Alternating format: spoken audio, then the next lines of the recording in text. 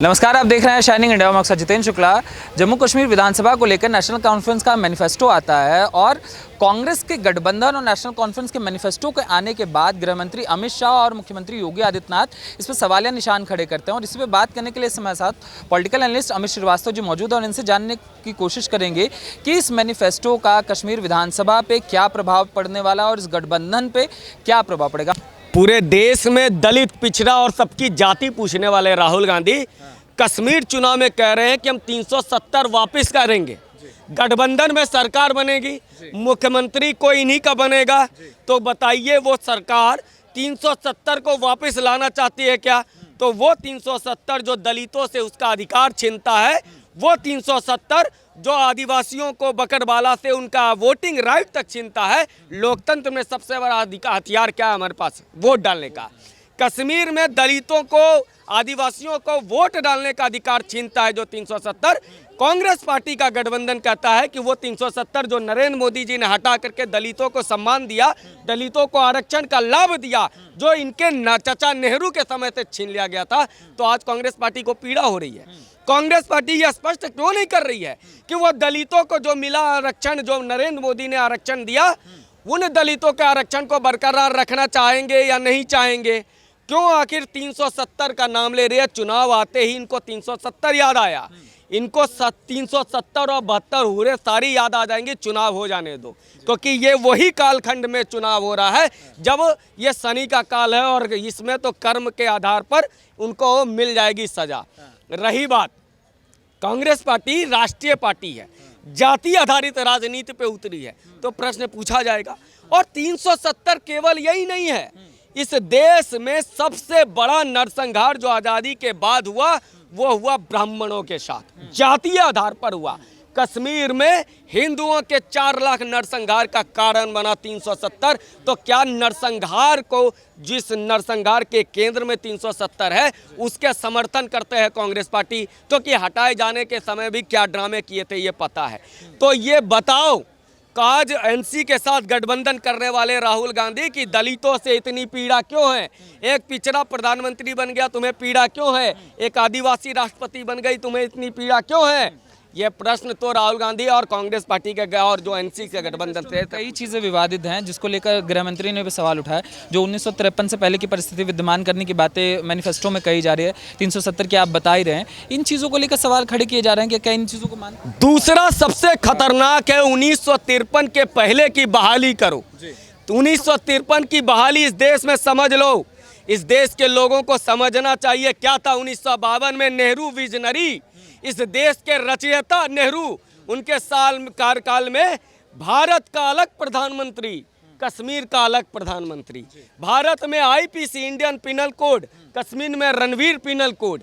भारत में अलग झंडा, कश्मीर का अलग झंडा, ये दिया था चाचा नेहरू ने, ये दिया था कांग्रेस पार्टी ने। और वो कह रहे हैं जब आज वो श्यामा प्रसाद मुखर्जी ने अपने प्राण का बलिदान दिया, पहले भारतीय बलिदानी जिन्होंने भारत के स्वतंत्रता के बाद बलिदान देकर इस देश को एक किया। ये जो भारत की आज रूपरेखा देखो, जो आप स्केच बनाते हैं, ये देन है सरदार पटेल का। लेकिन उसमें जो वो कश्मीर में एक अलग देश होता था, उसको एक करके एक झंडा, एक देश बनाने वाले श्यामा प्रसाद मुखर्जी ने उस अपने प्राण के बलिदान देकर भारत में के साथ कश्मीर को एकीकरण किया। कांग्रेस की विभाजनकारी नीति, और यही कारण है कि राहुल गांधी पूरे देश में कहते हैं कि पेट्रोल छिड़का हुआ है, बस आग लगाने की देरी है। और वो आग ढूंढ रहे हैं जॉर्ज सोरोस के द्वारा लिखे गए पर्चे में कि जाति क्या है, मिस वर्ल्ड की जाति क्या है, मिस यूनिवर्स की जाति क्या है, ये पूछने वाले। ये इसको बाल बुद्धि मत कहिए, ये बैल बुद्धि मत कहिए, ये विभाजनकारी नीति है कि भारत फिर से वो बढ़ते जाए जो अंग्रेज जाते जाते 500 से ज़्यादा संख्या में भारत को विभाजित करके गए। आज कश्मीर की समस्या क्या थी? पूरे देश को पटेल एक कर दिए, लेकिन कश्मीर में नेहरू टांग हटा लगा करके कश्मीर में अलग संविधान, अलग विधान, अलग झंडा, अलग प्रधानमंत्री, इनका तरीका और 370 लगा दिया। यहाँ तक कि शर्म आना चाहिए इनके सचिन पायलट को, इनकी पत्नी कश्मीर में वोट नहीं डाल सकती हैं, कश्मीर में जमीन नहीं खरीद सकती है सचिन पायलट की पत्नी। वो तो शुक्रगुजार होना चाहिए सचिन पायलट को कि वो अपने ससुराल कश्मीर में जाके एक कट्ठा जमीन खरीद सकते हैं, ये मोदी जी ने दिया है सचिन पायलट को। तो जाके सचिन पायलट बोलो, इनकी पत्नी जाकर के बोले राहुल गांधी को कि अरे तुम्हारे पूर्वजों ने क्या क्या किया हमारे साथ कि मेरी पत्नी घर से विदा हुई तो वहाँ कश्मीर की नागरिकता छीन ली। ये है कांग्रेस पार्टी के, और ये कहते हैं कि डरो मत। तो सचिन पायलट से क्यों डर रहे हो? उनकी पत्नी को क्यों डरा करके कश्मीर से नागरिकता से अलग करा दिया? ये प्रश्न भी पूछा जाना चाहिए। और 1953 यानी भारत के अंदर एक नया अलग राष्ट्र, भारत के अंदर वहाँ यहाँ पर आरटीआई नहीं चल सकता, महिला आयोग कश्मीर में बात नहीं कर सकता, ये दिया था 1953 में नेहरू। और ये कल्ला चिट्ठा बहुत मैं धन्यवाद देता हूँ नेशनल कॉन्फ्रेंस का कि उसने ये विषय लाया। और इस देश में ये जो नेहरूवादी बिना मतलब के जो किताबों पे लिखते हैं ना, ये जो डर से मजरू सुल्तानपुरी को जेल में डाल दो, ये डर से कवि प्रदीप से लिखवा लो, दे दी हमें आज़ादी बिना खड़क बिना दाल, ये जो इकोसिस्टम चंदा दाता है, ये जो बड़े बड़े कोठियाँ जो मिली है जिनको लुटियन में, उन लोगों ने किताबों में लिखा चचा नेहरू महान। उस चचा नेहरू महान ने ये कहा था कि भारत के अंदर एक अलग देश बनेगा, वो होगा कश्मीर। ये इसलिए, और राहुल गांधी वही तो कर रहे हैं। अब देखा कि भौगोलिक रूप से नहीं बटेगा तो जाति के रूप में बांट दो, समाज में लड़ाओ, और लड़ाने में इनको मदद भी कभी कभी सुप्रीम कोर्ट ऐसे ऐसे आदेश देके कर देता है। तो ये पूरी तरह से समझ जाओ कि देश में बेशक नरेंद्र मोदी की 10 साल की सरकार है, बेशक देश जागरूक हो चुका है, बेशक इनको 99 सीटों पे अटका चुका है, लेकिन ये जो देश विरोधी एजेंडा है इसका ये टूटा नहीं है, खत्म नहीं हुआ है। के अंदर मोहब्बत बांटने आए हैं, मोहब्बत से ही जीता जाएगा नफरत को। तो गिरजा टीकू के घर जाए राहुल गांधी, सबसे पहले गिरजा टीकू के घर जाए जिनका रेप करके उनको आरी से 2 टुकड़ों में काट दिया गया था। उन कश्मीरी पंडितों के घर जाए जो यहाँ पर टीन के सेट पे रहते हैं। राहुल गांधी मोहब्बत की दुकान अपनी वहाँ से शुरू करना, यह मोहब्बत की दुकान पाकिस्तान से, और इनकी मोहब्बत की दुकान ये क्या कर रहे हैं, पाकिस्तान के साथ व्यापार शुरू हो, मतलब वो साले भूखे नंगे पाकिस्तानियों को भारत पैसा दे, यही तो ये करते आए थे। इनका जो ये इकोसिस्टम था एनडीटीवी वाला, जो पहले वाले लोग थे PRRR, ये लोग यही तो कहते थे अरे पाकिस्तान पे कुछ मत बोलो, वो एटॉमिक बम है, मोदी जी ने मारा यहाँ घर में घुसकर। अरे जिसको घर में घुस के मारे हैं उसके व्यापार नहीं किया जाता, वहाँ लात दिया जाता है जो मोदी जी देते रहते हैं बीच बीच में। और यही इनकी औकात लाने की आवश्यकता थी जो मोदी जी ने लेते आया।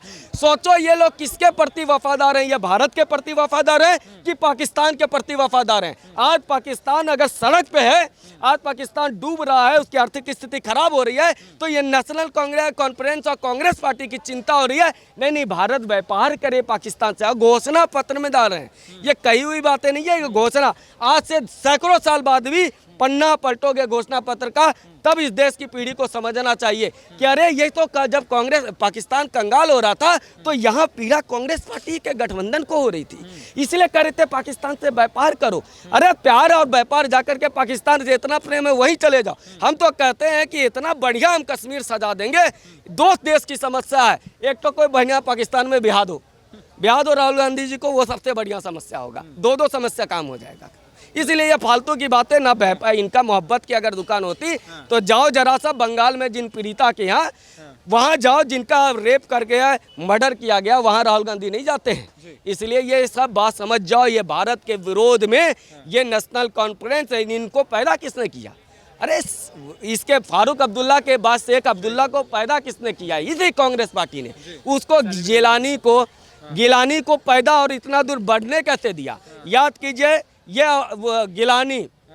गिलानी ने क्या कहा था कि मैं भारत का पासपोर्ट में साइन नहीं लूंगा। मोदी जी ने कहा पासपोर्ट घंटा देंगे, ले पासपोर्ट। तो लिखा मैं इंडियन हूँ, तो इनकी औकात इसी में है, इनको डंडा थे। लेकिन पहले वाले क्या थे, अरे चाचा हैं, इनको बम फोड़ने दो, इनको कश्मीर, अरे भारत में भाई दिल्ली में बम फोड़ो, अरे कश्मीर में आतंकवाद को कर रहे हो, बंगाल तक पहुंचो। अब कहा जाता है कि भैया लठ मार के भगा देंगे इनको, इसलिए ये पीड़ा हो रही है। बातचीत की भी बात करेंगे, पाकिस्तान से बात होनी चाहिए। अरे जिनको घर से पीट के मारा जाता है उससे बातचीत नहीं किया जाता, उसको घुटने में लाया जाता है। और घुटने में लेके आए हैं, अभी कल ही लेके आए हैं मोदी जी। अभी जब यूक्रेन से होते आ रहे थे तो पाकिस्तान के हवाई एरिया से घुसे हैं। पहले तो पाकिस्तान ने बंद कर दिया था एयर स्ट्राइक और सर्जिकल स्ट्राइक के बाद, लेकिन मोदी जी ने कहा तेरी तो, और वो तो कहे थे ना अभी चुनाव में कि हम तो घर घुस करके आए हैं। अरे पाकिस्तान का कोई सांस्कृतिक आधार नहीं है, वो तो उचक्कों ने मिलकर के बना दिया। वो उचक्के यहाँ इधर भी थे 96%, उधर भी थे, कुछ उचक्के उधर चले गए, कुछ उचक्के यहाँ रह गए हैं जो अब यहाँ पर देश को खोखला कर रहे हैं। कुछ उचक्के ऐसे थे जिनको संरक्षण दिया कांग्रेस पार्टी ने, वरना पाकिस्तान और बांग्लादेश की क्या वजूद थी हिंदुस्तान के लिए। इनको बनाया था कांग्रेस ने, पूजा किया कांग्रेस ने। कांग्रेस के लिए पाकिस्तान मायने रखता है, इसीलिए इनके नेता जाकर के पाकिस्तान को सुपारी देते हैं मोदी की कि अरे मोदी को हटाओ, हमें लाओ। पिताजी थे आपके कि आप वो हटा देंगे। पाकिस्तान इतना छोटा देश, 20 करोड़ की जनसंख्या, 100 करोड़ का भारत का नेता 20 करोड़ वाले पाकिस्तान को सुपारी देता है। ये शर्म नहीं आती कांग्रेस पार्टी को? इसलिए इस बात को समझ जाओ, जो घोषणा पत्र है ये है कांग्रेस की असली सच्चाई कि 10 सालों से आपने इसको 100 सीटों पे नीचे रखा हुआ है, लेकिन देश तोड़ने का मौका जब आएगा ये अपना गेम कर नेशनल जाएंगे। कॉन्फ्रेंस कह रही हम तो अटल बिहारी वाजपेयी के उस पर चल रहे हैं। उन्होंने भी तो कहा था कि हम सब बदल सकते हैं मगर अपने पड़ोसी नहीं बदल सकते। नहीं बातचीत में है। हम पड़ोसी नहीं बदल सकते हैं, लेकिन पड़ोसी का मुर्गी अगर हमारे घर पे आकर के दाना देगा तो हम मुर्गी हलाल कर सकते हैं। अब वही मोदी जी ने किया। यही अगर रहता हम पड़ोसी नहीं बदल सकते हैं तो पड़ोसी गाली देता रहेगा तो उसको 2 थप्पड़ मारोगे नहीं। अरे ये हो गया बहुत, ये इस चक्कर में एक गाल पे मारोगे दूसरा गाल बढ़ा देना। इस चक्कर में गांधी जी भी चले गए और हम भारत में एक बहुत बड़ा वर्ग ऐसा नपुंसक खड़ा हो गया कि उसके घर की बहू बेटियों को लूटा जा गया, लेकिन हम लड़ नहीं पाए।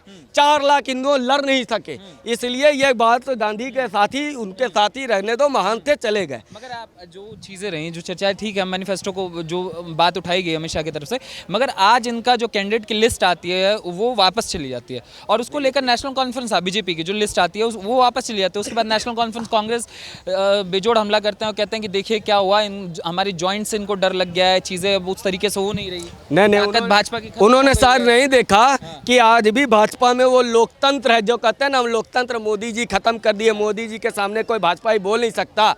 आज मोदी जी के समिति द्वारा चयनित कैंडिडेट, घोषित कैंडिडेट का विरोध हुआ, बहुत अच्छा हुआ। आप अपने विचारधारा की लड़ाई आपके कार्यकर्ता लड़ते हैं, भाजपा की लड़ाई कोई अमित शाह विचारधारा की लड़ाई नहीं लड़ते हैं, कोई योगी जी नहीं लड़ रहे हैं। योगी जी प्रशासनिक रूप से थोड़े बहुत पहले लड़े भी हैं जब वो सांसद थे, लेकिन विचारधारा की लड़ाई आपके कार्यकर्ता लड़ते हैं और कार्यकर्ता को टिकट ना देके कांग्रेस के बुलाते हैं और टिकट दे देते हैं। और वो 2024 में 80 लोग हार गए, 80 के 80 कैंडिडेट हार गए इस चक्कर में। तो फिर ये भाजपाइयों को भी समझ में आना चाहिए, भाजपा के नेतृत्व को भी समझ में आना चाहिए कि विचारधारा की लड़ाई जो कार्यकर्ता लड़ता है उसी कार्यकर्ता को चुनाव लड़ने का अधिकार होना चाहिए। ये आयातित लोगों को लेकर के आएंगे, ये ब्रेन ड्रेन नहीं चलता है यहाँ पर। आप कांग्रेस के कूचले कचरे जिसका आपने विरोध किया उसके लिए कैसे कोई वोट मांग लेगा?